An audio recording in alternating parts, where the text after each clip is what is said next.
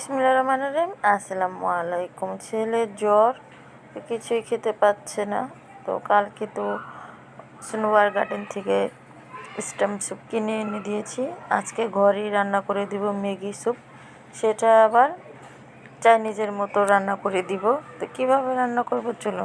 এখানে সামান্য রসুন কুচি নিয়েছি ভেজে, আর দিয়ে দিলাম মুরগির মাংস কুচি কুচি করে, আর আদা আর কাঁচামরিচ একটু ভেজে নেব হালকা। মুরগির মাংস থেকে ছোটো ছোটো করে কাটা, তো কিছুক্ষণ ভালো করে তেলে ভেজে দিয়ে দিলাম পরিমাণ মতো পানি। যেহেতু এখানে 2টা ম্যাগি স্যুপ রান্না করব, সে কারণে পানিও দিয়েছি 250 গ্রামের থেকে একটু বেশি। ম্যাগিটাকে আবার একটু পানি দিয়ে গুলিয়ে নিব, আর সরাসরি দেওয়া যাবে না, তাহলে দলা পেকে যাবে গরম পানিতে। এই পানিটাকে ভালো করে একটু ফুটাতে হয়, না হলে পানসে লাগবে, স্যুপটা ভালো লাগবে না। আমি অনেকক্ষণ ফুটিয়েছি, আর এখন দিয়ে দিচ্ছি, আর অনবরত নাড়ছি, নাহলে নিচের দলা পেকে যাবে।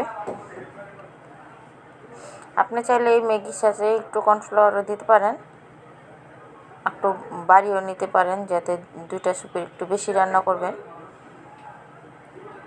আমি আর দিইনি, আমি এইভাবেই ম্যাগি স্যুপ দিয়ে রান্না করলাম। মানে একটু ব্যতিক্রম করলাম, দিয়ে দিলাম টেস্টি সল্ট পরিমাণ মতন, আর দিয়ে দিব tomato sauce, hot tomato sauce. এতে এই স্যুপটার স্বাদটা আরও দ্বিগুণ বাড়বে।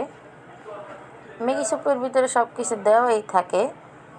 এটা কর্ন স্যুপ আনা হয়েছে, সে কারণে এই কর্ন স্যুপটাকে একটু ব্যতিক্রম স্যুপ বানিয়ে ফেললাম। তো অনেকক্ষণ ফুটিয়ে নিয়েছি, এখন দিয়ে দিব একটি ডিম। ডিমটাকে ভালো করে ফেটে দিয়ে দিব, অনবরত নাড়ব যাতে জমাট বেঁধে না যায়। ডিমটা দেওয়ার কারণে স্যুপের লুকটাই চেঞ্জ হয়ে যাবে। মাশাআল্লাহ, দেখুন কত সুন্দর স্যুপ হয়ে গেল।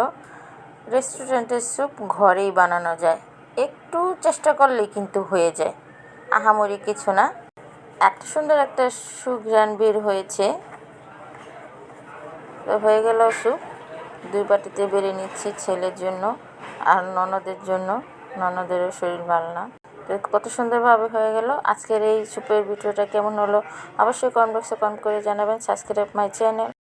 আপনারা সবাই দোয়া করবেন যাতে আল্লাহর রহমতে আমার ছেলে আর আমার ননদ তাড়াতাড়ি সুস্থ হয়ে যায়। এখান থেকে বিদায় নিচ্ছি। আল্লাহ হাফেজ।